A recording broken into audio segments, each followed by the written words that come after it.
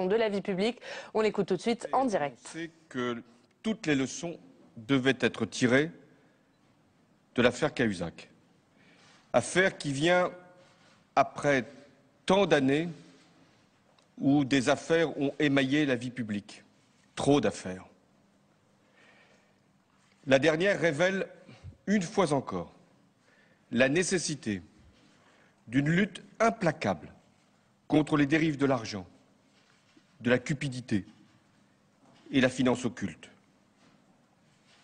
Elle appelle des réponses fortes que les Français eux-mêmes exigent, parce que l'exemplarité de la République, c'est la condition de son autorité, parce que la lutte contre la fraude, c'est la condition pour faire respecter l'égalité devant l'impôt, parce que les paradis fiscaux doivent être éradiqués en Europe et dans le monde, parce que c'est la condition pour préserver et protéger l'emploi.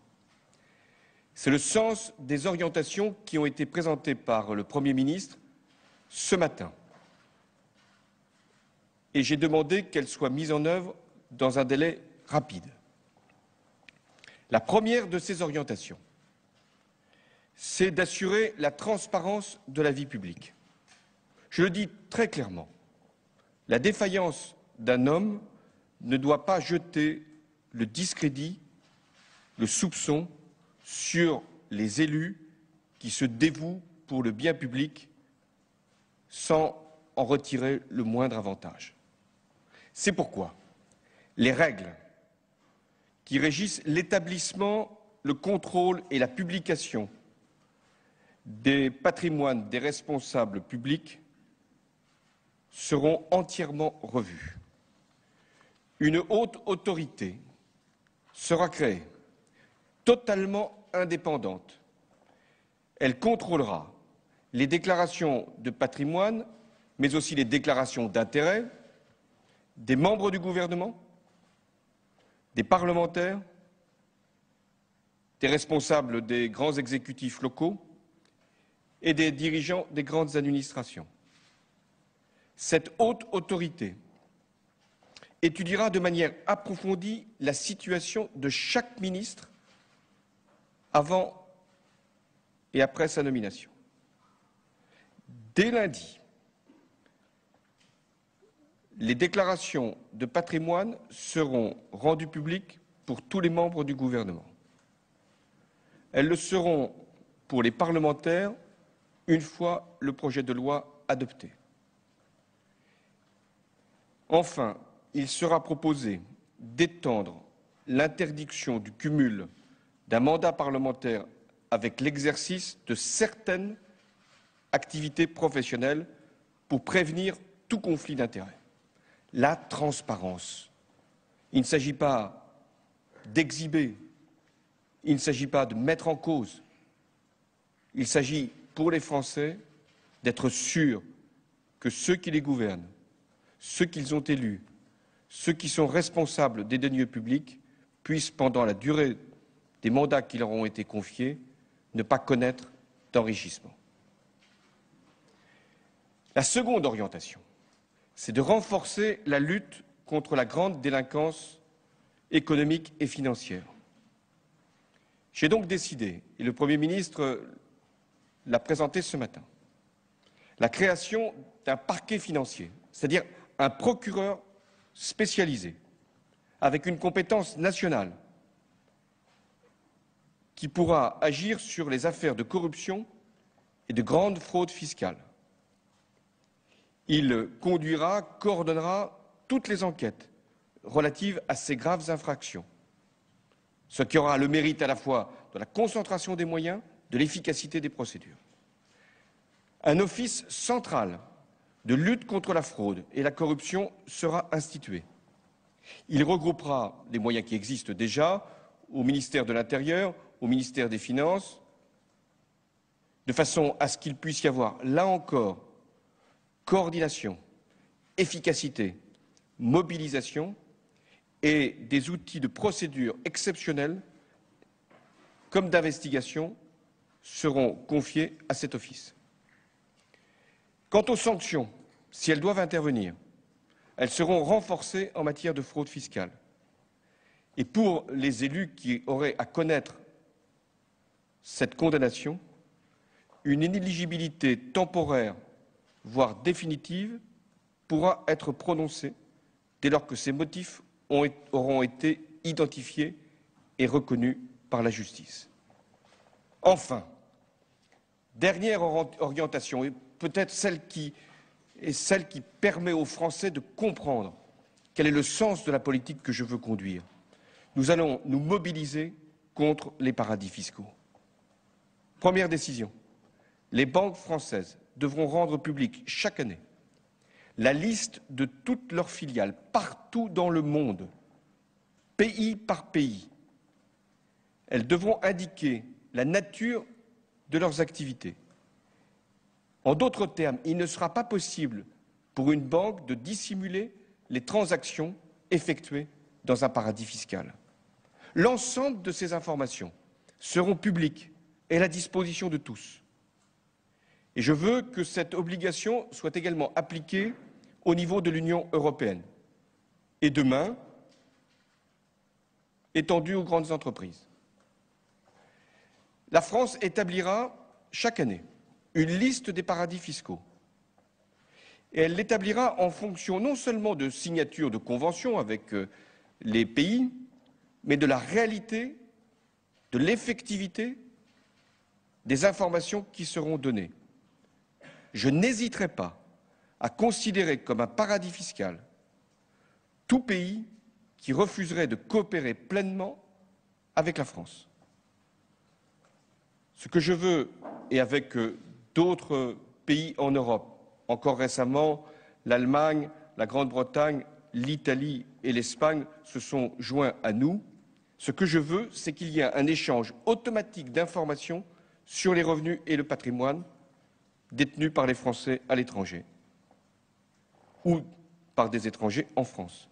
Ça doit être la règle en Europe pour que nous puissions mettre un terme au secret bancaire et à la dissimulation des avoirs. Mesdames, Messieurs, je mesure la gravité de ce qui a été constaté. Je sais combien les Français veulent le changement par rapport à cette triste succession d'affaires qui altère l'image même de la République, de notre pays et de la vie politique, pour laquelle j'ai grand respect. Je veux donc que l'ensemble de ces dispositions puissent être mises en œuvre dans les meilleurs délais. Et le projet de loi sera présenté au Conseil des ministres le 24 avril pour être ensuite soumis au Parlement. Ces textes viendront d'ailleurs compléter le projet de loi sur le renforcement de l'indépendance de la justice. Heureusement que la justice est indépendante, qu'elle n'est pas retenue, qu'elle n'est pas influencée depuis 10 mois. Et également la protection des sources des journalistes, car heureusement que la presse fait son travail. Je souhaite que le rassemblement le plus large puisse se faire sur ces orientations, cette volonté, cette République exemplaire. C'est l'intérêt de tous ceux qui ont gouverné hier, gouvernent aujourd'hui, auront à gouverner demain. C'est l'intérêt de la France, parce que nous devons être exemplaires, quitte à être les premiers sur la mise en œuvre de ces orientations et de ces politiques. Je veux enfin que l'Europe prenne conscience qu'elle doit maintenant mettre tous les moyens, et elle y est prête, pour qu'avec l'union bancaire, nous puissions en terminer avec des pratiques qui n'auraient jamais dû exister. Je vous remercie et je suis prêt à répondre à vos questions.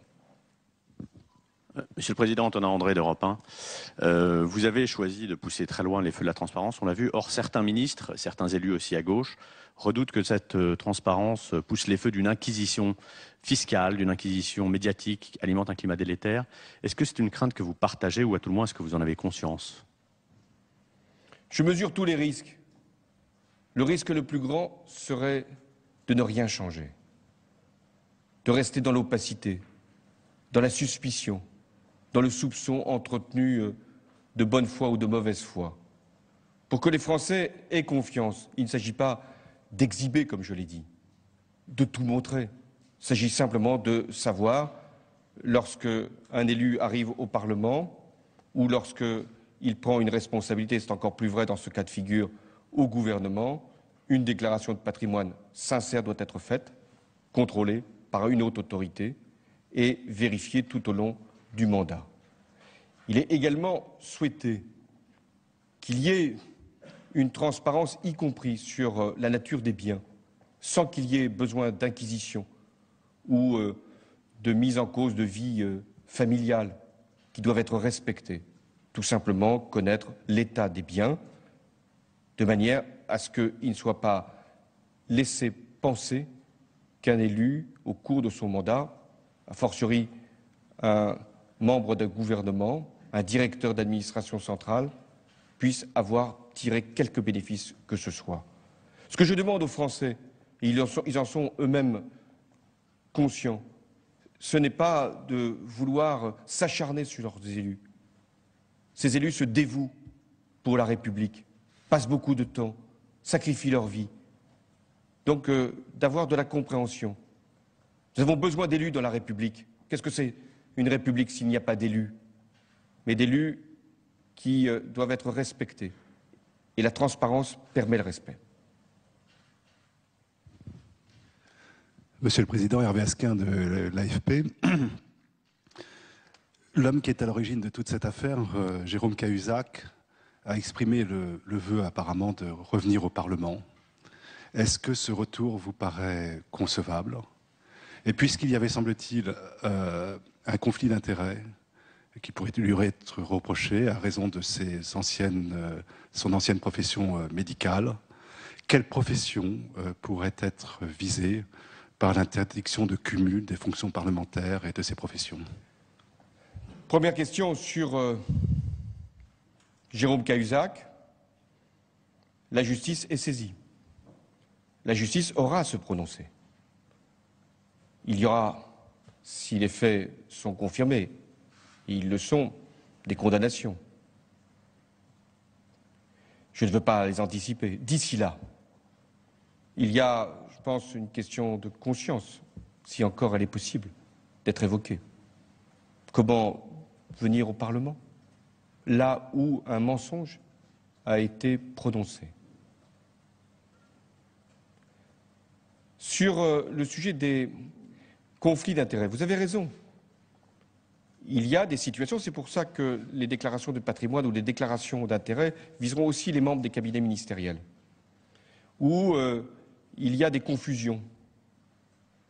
Et donc, ça vaut également pour les membres du Parlement. Il ne s'agit pas d'interdire toute activité professionnelle, mais celles qui peuvent justement appeler des conflits d'intérêts. Elles seront fixées par la loi, précisément. Si l'on prend un exemple, un médecin peut soigner, tout en étant parlementaire. Est-ce qu'un médecin peut travailler dans un laboratoire qui aura à fixer un certain nombre de règles? Vous avez la réponse. Rien Gindre de BFM TV, bonjour. Vous avez été interpellé ces derniers jours par déjà 3 de vos ministres qui demandent une inflexion en matière d'austérité budgétaire. Vous avez exclu un changement d'équipe, un remaniement d'équipe. Est-ce que vous pourriez envisager un remaniement de ligne politique, une évolution, un changement de cap? La politique que je conduis depuis 11 mois, c'est celle du redressement financier et productif du pays. Et au service d'une seule cause, la lutte contre le chômage, donc l'emploi. J'ai mis en œuvre ce qu'on appelle le sérieux budgétaire. Sérieux budgétaire, ce n'est pas l'austérité. L'austérité, on la connaît dans un certain nombre de pays. Le sérieux budgétaire, c'est la condition de la crédibilité. Ce qui permet d'ailleurs à la France d'emprunter sur les marchés financiers à des taux qui n'ont jamais été aussi bas. Jamais dans notre histoire. Le sérieux budgétaire, c'est la condition aussi de la souveraineté, de l'indépendance, pour n'être tributaire d'aucune force extérieure, à cause d'un endettement excessif, celui qui nous a été laissé. Le sérieux budgétaire, c'est la condition aussi de notre capacité à changer l'orientation de l'Europe. Et donc c'est en poursuivant cette politique, les réformes qui ont été engagées, marché du travail, compétitivité, réduction des déficits, renforcement de notre appareil productif, transition énergétique, bref, c'est en poursuivant ces réformes que la France sera la mieux placée pour réorienter l'Europe sur la priorité de la croissance, celle sur laquelle j'ai commencé à travailler depuis le mois de juin.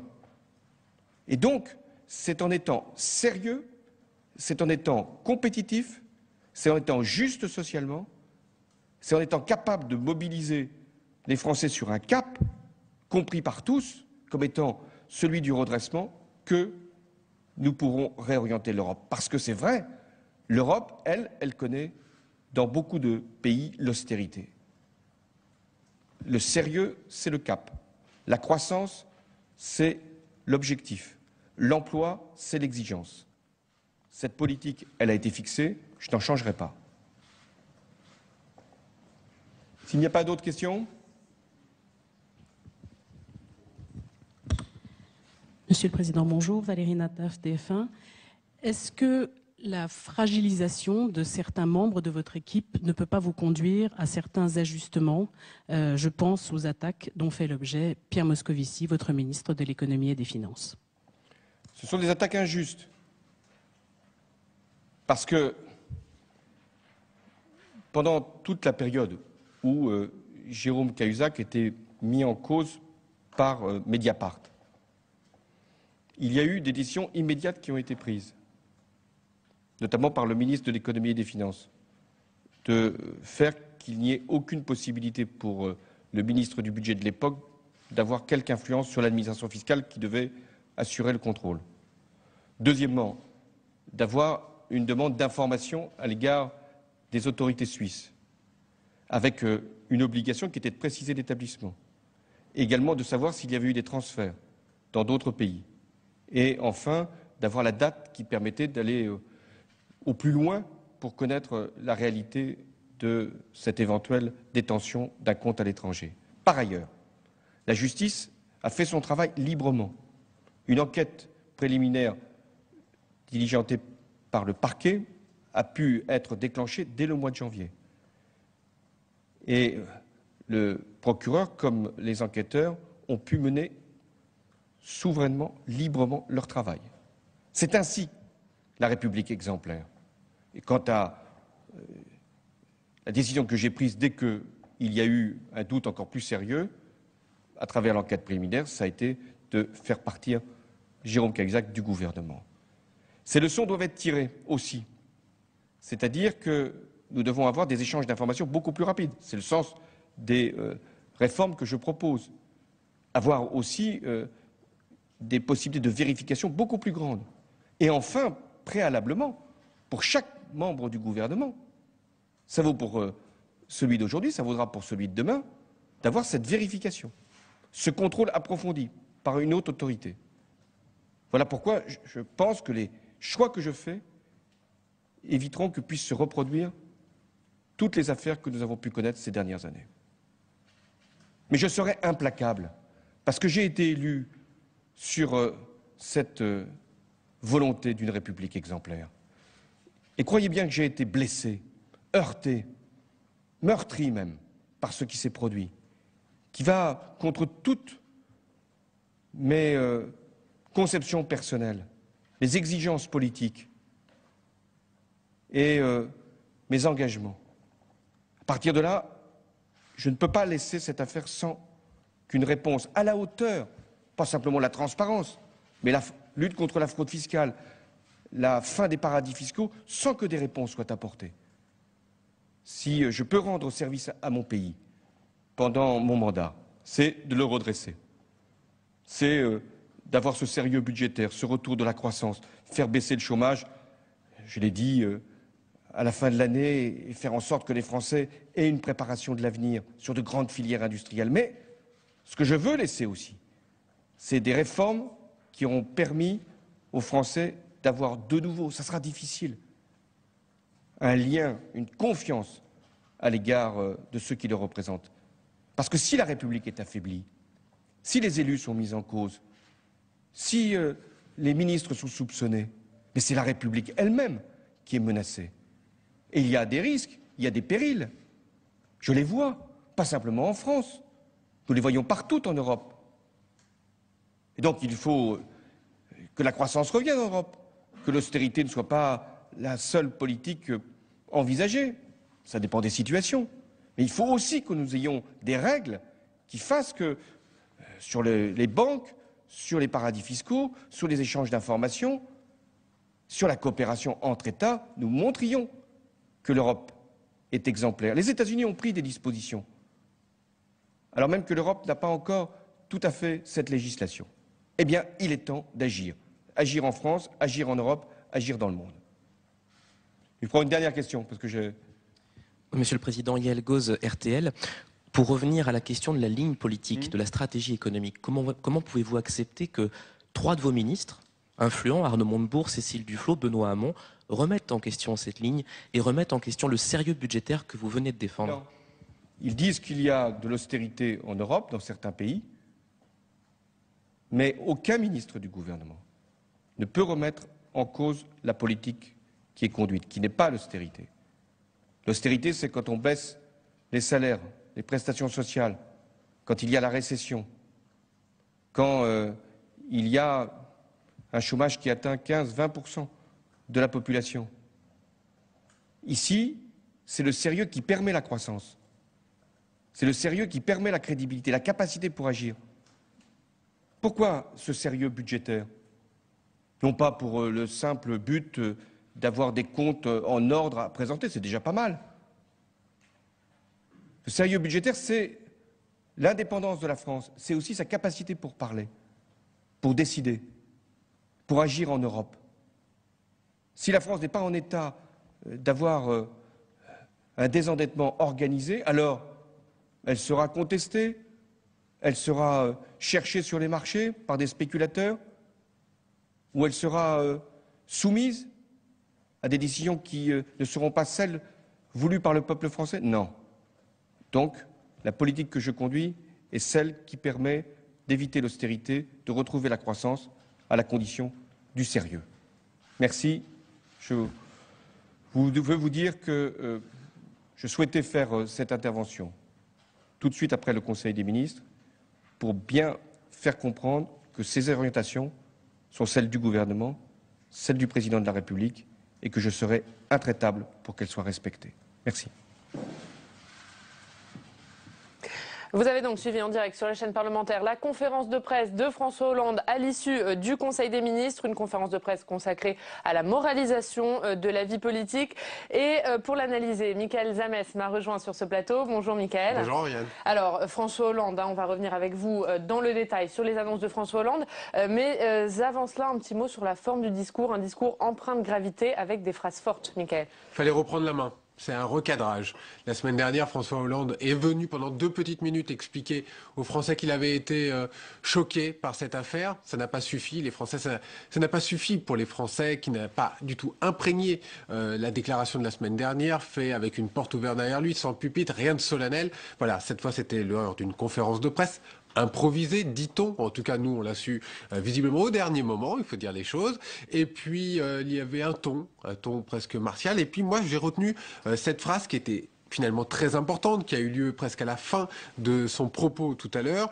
J'ai été élu sur la République exemplaire. C'est peut-être la première fois que François Hollande dit devant des journalistes qu'il a été élu sûrement et surtout sur cette idée de la République exemplaire, et que là, il a été taché, il a été entaché, il a même dit qu'il a été meurtri par toute la conception personnelle qu'il a de la politique et toute la conception politique, c'est-à-dire que ses intérêts ne sont absolument pas, et ça va à l'encontre de tout ce que pense François Hollande. Donc là, il a mis les choses sur la table, il a presque parlé de façon personnelle. C'est peut-être une première pour François Hollande, qui jouait là aussi une grande partie des 4 ans qui suivent, parce que ça fait à peine 10 mois que François Hollande a été élu, et en 10 mois, tombé aussi bas dans les sondages, il fallait absolument qu'il reprenne la main après avoir une affaire aussi importante, presque une bombe politique. Est-ce que ces annonces répétées de François Hollande suite à l'affaire Cahuzac, il est intervenu la semaine dernière sur cette affaire à l'issue du Conseil des ministres, il réintervient cette semaine. Est-ce que finalement c'est une volonté de faire oublier cette affaire et surtout de faire qu'elle n'éclabousse pas la classe politique dans son ensemble? Oui, bien sûr. En tout cas, c'est évident que pour François Hollande, il fallait aujourd'hui marquer très fort, une sorte de marqueur très important. La semaine dernière, comme on le disait, ça n'a pas marqué. La semaine d'avant, 15 jours avant, c'était une émission de télé qui finalement, entre les annonces de Cahuzac, les annonces de remaniement, le problème du chômage, finalement, on n'a pas retenu grand-chose. Donc là, il fallait absolument reprendre la main. Il n'a pas laissé Jean-Marc Ayrault prendre l'initiative. Voilà, Jean-Marc Ayrault a fait une communication en Conseil des ministres, mais là, il était temps, et il était l'heure pour le président de la République. Il l'a dit à la fin, cette annonce, ce sont les orientations du président de la République, les orientations du gouvernement. Mais c'était surtout à lui de monter presque au feu devant les Français pour s'expliquer. Il était vraiment temps pour François Hollande. Alors, on va revenir, Mickaël, dans le détail de ces annonces. Une déclaration, il a fait 3 annonces sur 3 thèmes forts, à commencer par la transparence de la vie publique. Oui, ce mot transparence qui est revenu, un mot très fort également. Il n'a pas été question de moralisation de la vie politique. Il n'a jamais employé le mot de moralisation. Exactement. On dit, en tout cas à l'Élysée et à Matignon, que ce mot moralisation n'est pas assez fort. Pas assez fort aux yeux des Français. Après ce qui s'est passé, après cette affaire de Jérôme Cahuzac, le mot probité était aussi avancé, intégrité, lutte contre la fraude et même délinquance économique. François Hollande a repris les accents de sa campagne. Vous vous rappelez ?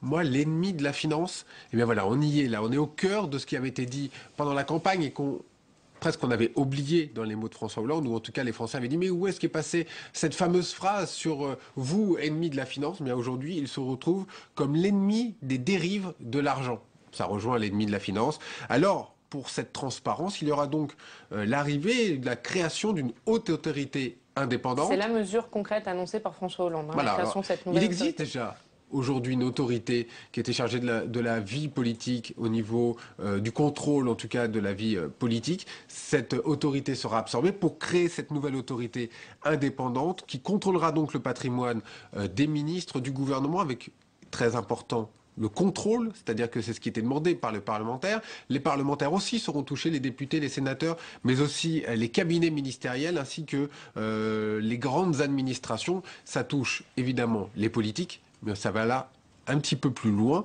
et c'est peut-être aussi très important à signaler, car les politiques doivent montrer l'exemple, mais c'est aussi aux grandes administrations également que deviendra l'exemple pour les Français. Alors, deuxième thème de cette déclaration de François Hollande, la lutte contre la grande délinquance économique et financière. Alors, lutte contre la grande délinquance économique, ce qu'on peut dire juste avant de développer ce point et que j'ai omis, c'est que il y a un point très important sur cette haute autorité, ce sont les conflits d'intérêts. Il y avait aussi, vous avez entendu, est-ce qu'on peut être ministre ou est-ce qu'on peut être député ou sénateur et avoir un autre emploi? C'était la vraie question. Et François Hollande a pris un exemple. Est-ce qu'on peut être député ou sénateur et médecin? Oui, c'est possible. Est-ce qu'on peut être député ou sénateur, être médecin, mais aussi faire partie d'un laboratoire? Bien non, ça ne sera pas possible. C'est l'exemple de Jérôme Cahuzac. Il n'a pas parlé des avocats. Ça vise peut-être d'autres députés ou personnalités connues de la vie politique. Ça, on y viendra. Ce sera la loi, a dit François Hollande. Donc on viendra sur la loi. Alors, revenons un peu sur la grande délinquance économique. Il y aura donc un parquet financier. C'est un procureur spécialisé qui sera donc dédié pour les affaires de corruption et les grandes fraudes fiscales. Voilà, c'est une première. C'est une première pour la justice. Il y aura donc un parquet réservé pour la grande délinquance et des sanctions seront prises. Et dans ces cas-là, évidemment, on pourra aller jusqu'à l'inéligibilité temporaire ou définitive.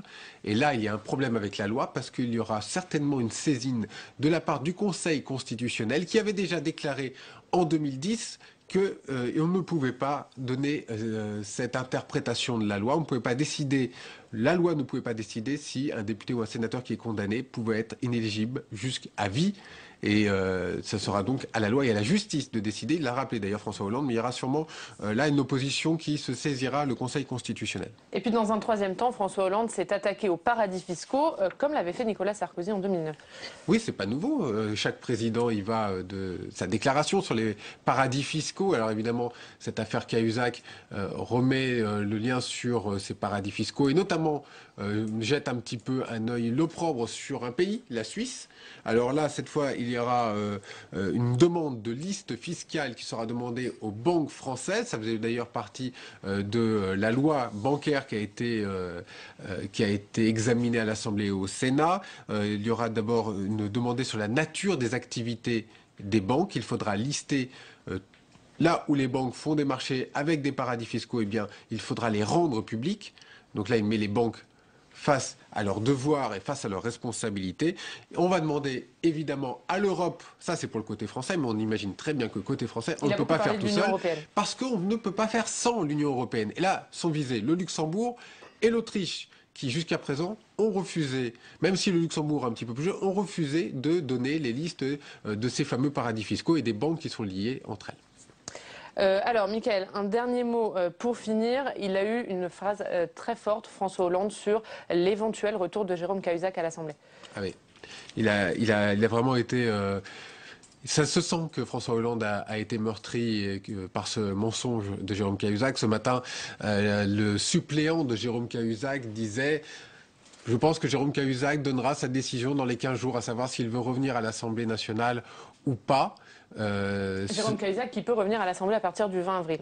Voilà, à partir du 20 avril, la réponse évidemment appartient à Jérôme Cahuzac. Mais là, le président a été très ferme. Il a été question de conscience. Si conscience est encore possible, c'est une phrase très forte à l'encontre de Jérôme Cahuzac. Il lui dit donc, entre guillemets, et si on décode, il est hors de question de revenir à l'Assemblée nationale, il est hors de question de revenir dans la vie politique. Le Parti socialiste a exclu définitivement Jérôme Cahuzac hier.